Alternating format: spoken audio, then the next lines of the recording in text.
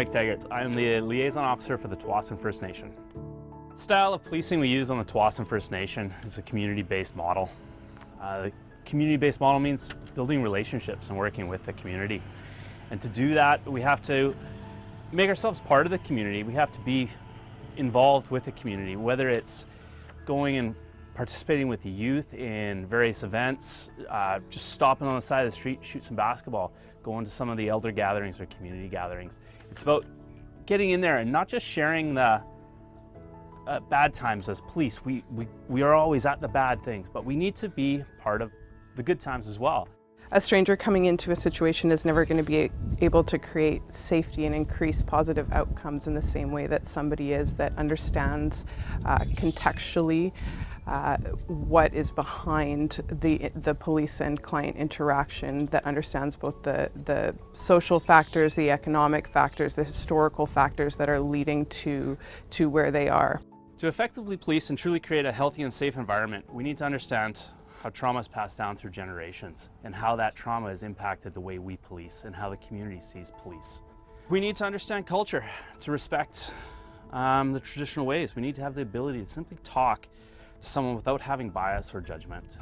Lateral violence and intergenerational abuse does play a lot of havoc within our community and drives a lot of our thinking still to this day. And they talk about 7 years worth of generation of healing, and I believe we're in the second generation right now, and you know, DPD has definitely helped accelerate that relationship and that trust within a provincial organization.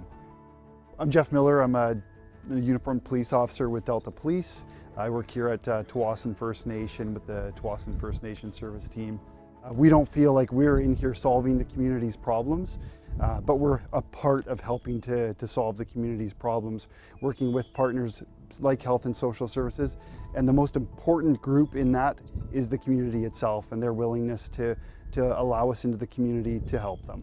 You know, I, for one, you know, have had good interactions with DPD.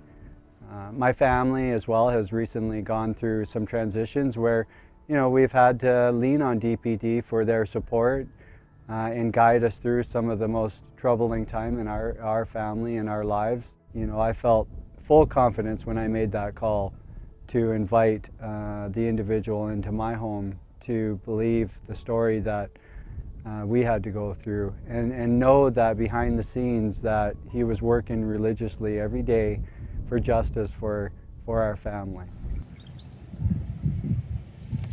One of the things that we have been striving towards is a trauma-informed policing model, and I know trauma-informed and policing aren't usually two terms that are used together. Trauma-informed practice is rooted in creating safety and empowerment for the people that you're working with, and oftentimes policing is based in or traditional policing models are based in kind of punitive actions, which are the power imbalance is really mainly in the hands of the police.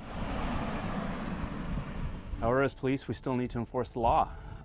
We need to understand how that trauma and culture has given us an opportunity to enforce that law and develop programs such as diversion. Not just for the youth, but for adults as well, and how these diversion programs can not only honor and respect the traditional ways, but by blending it with the modern Canadian law. Hello, my name is Neil Dubord and I'm Chief of the Delta Police Department.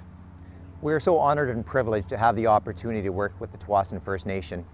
We've learned a great deal from being able to work with them over many years and to build that trust in that relationship. We understand now that police do not have all the answers. It's our partnerships with the community that allow us to be able to provide the wraparound services, such as Tfnst First Nation providing the social health assistance that we require to really benefit all of the families.